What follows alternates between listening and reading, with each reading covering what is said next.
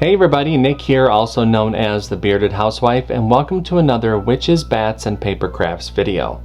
Today I have a really cute shadow box for you. This is my Ghost Cauldron shadow box. I love this design. He's so cute, just stirring up his little potion. You've got the smoke there in the background and those spider webs there in the corners. Just really fun. This one is really fun to put together and very easy. I can't wait to show it to you. So let's go ahead and grab our materials and get started.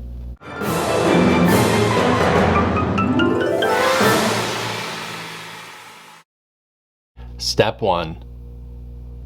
Get the SVG cut file.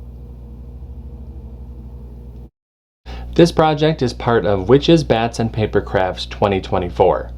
If you're watching this during the event, head to the event page and find the download there. If you're watching this through the VIP Access Pass, you can find the download button below this video. If you're watching this video after the event has finished up, you can head to my shop to purchase the individual cut file at shop.thebeardedhousewife.com, or if you're interested in the VIP Access Pass, you can find out more information at thebeardedhousewife.com/WBPC2024. I have links in the description box for you to check them out.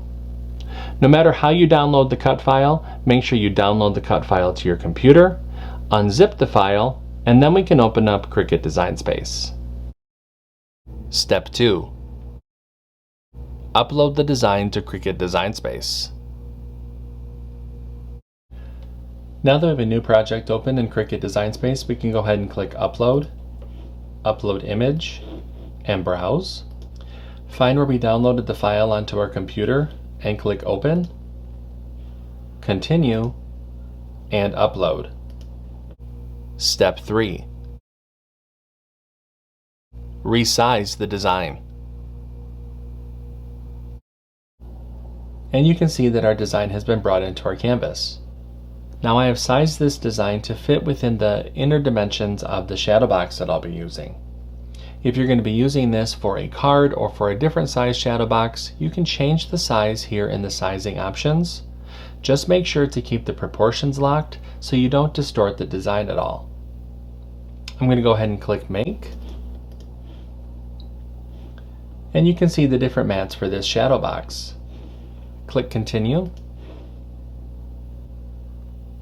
I'll be using a variety of medium weight cardstock. I'm going to go ahead and get everything cut out, and I'll see you when it's time to put everything together. Step 4. Cut out the design.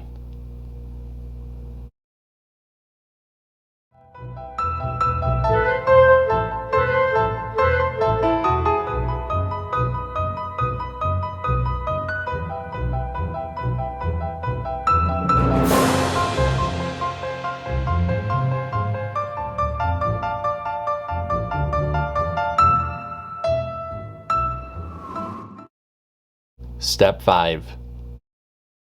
Assemble your project. Alright, so I have everything all cut out, so it's time to go ahead and start to assemble. Now I do have a layering guide within the download that will help visualize how to layer all these different pieces together.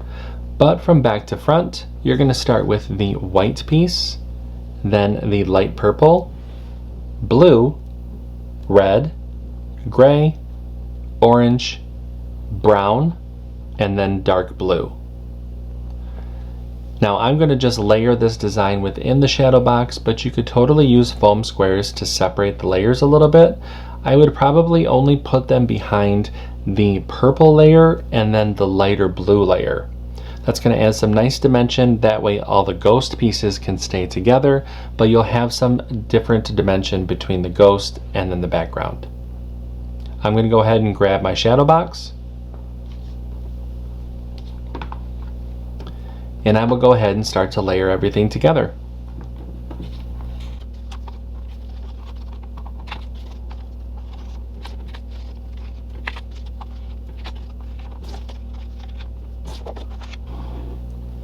And now we'll go ahead and close up the shadow box.